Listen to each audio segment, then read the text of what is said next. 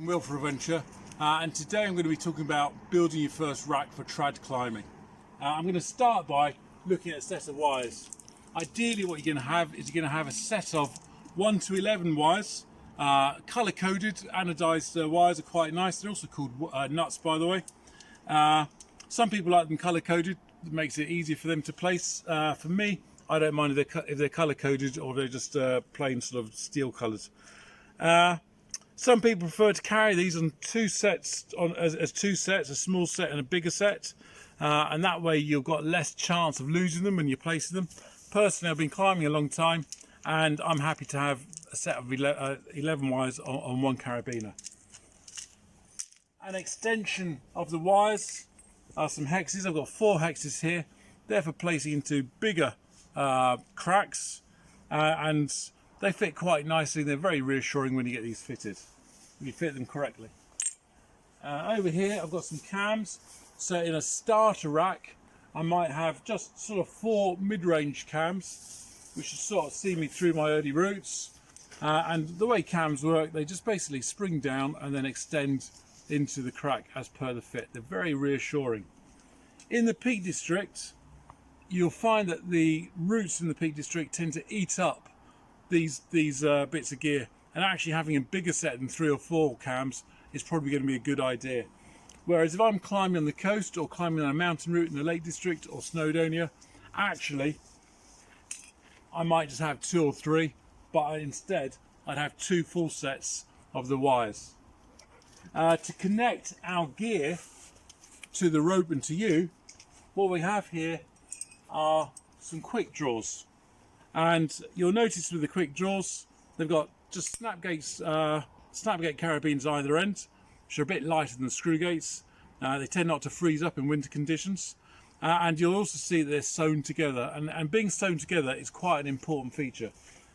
The drawers come in different sizes.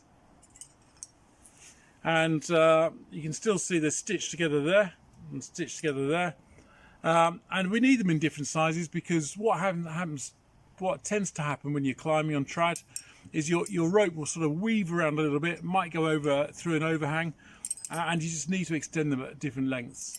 So I've got here 10 quick draws, and in addition to those I've got a couple of short slings with a couple of screw gates either end, and these short slings, they're rigged in such a way that I can undo them like this, and it comes out and it extends really nicely. And sometimes that's exactly what I need to do, is extend the gear so I can cut down on the rope drag.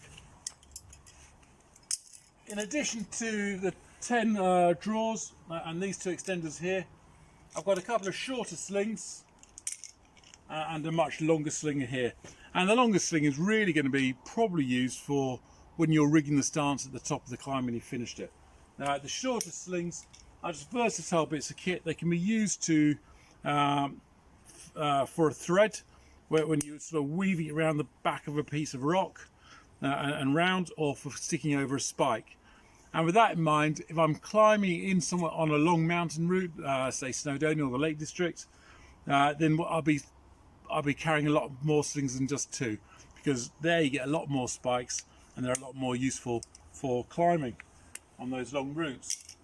Finally, what I've got here is I've got a prusik loop. If I have to abseil off, I need to have a prusik to keep it safe. I've got my belay device, spare screwgate carabiner for creating my stance at the top. I've got a nut key for my second to get the gear out. If you fail to spend £12, whatever it costs, for one of these nut keys, you're going to be spending a lot more on replacing your kit. It'd be a false economy not to buy it. And I've also got one, this here, and this is sort of like a wired sling, and these are really good for threading round the crack, and then you can bring it through like this and attach the rope through there. So it's just a really good bit of stiff cord that you can push into cracks and round the back. And that is my rack.